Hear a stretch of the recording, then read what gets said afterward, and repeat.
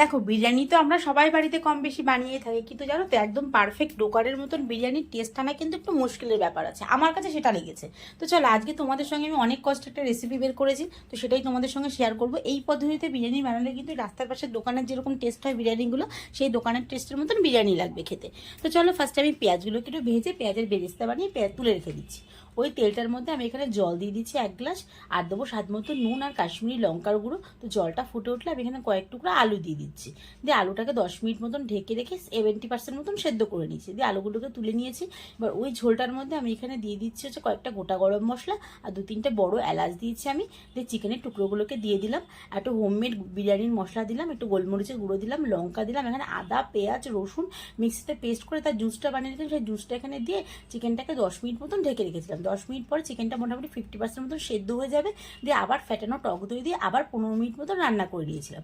15 minute পরে চিকেনটা এখানে 80% মতন সেদ্ধ হয়ে গেছে, চিকেনগুলোকে তুলে ঝোলটাকে একটু ঘন করে নিয়েছি। এবার চলো চালটা বানাই। একটুখানি জলের মধ্যে আমি এখানে জলটা ফুটে উঠলে আমি এখানে গোটা গরম মশলা, তেজপাতা, একটু সাদা তেল দিচ্ছি যাতে চালটা একদম ঝরঝরে হয়, আর দিয়ে দেবো স্বাদ মতো নুন।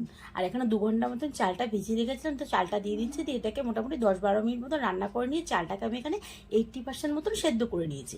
এবার আমি কিন্তু বিরিয়ানিটাকে কোনো রকম মানে তাওয়াতে বানাবো না, আমি ডাইরেক্ট হিটেই বানাবো। তো সে কারণের জন্য ননস্টিকের একটা এখানে বিরিয়ানির হান্ডি মতো নিয়েছি, তো নিয়ে এখানে ঘি লাগিয়ে নিয়েছি, তলা একটু তেজপাতা বিছিয়ে দিয়েছি, দিয়ে কয়েক টুকরো চিকেন দিলাম, রাইস দিলাম, আর একটু আলু দিলাম, আর ফ্যাটানো টক দই দিয়েছি, এখানে বিরিয়ানির মশলা দিয়েছি, নুন দিয়েছি, একটা কেশর দুধ ভিজিয়ে রেখেছিলাম সেটা দিয়ে দিলাম, পেঁয়াজের বেরেস্তাটা, গোলাপ জল, কেওড়ার জল সব কিছু দিয়ে, তো এরকম করে 2টো লেয়ার বানিয়ে ওপরের লেয়ারে দিয়েছি একটু ঘি আর আতর দিয়ে এটাকে ঢেকে রেখেছিলাম 40 মিনিট মতন। তো 40 মিনিট এটা দম হয়েছে, 40 মিনিট পরে একটুখানি ঘি চিটিয়ে দিলাম, ব্যাস রেডি হয়ে গেল। এই পদ্ধতিতে একবার শুধু বিরিয়ানিটা বানিয়ে দেখো, দেখে অবশ্যই জানাবে কেমন লাগলো।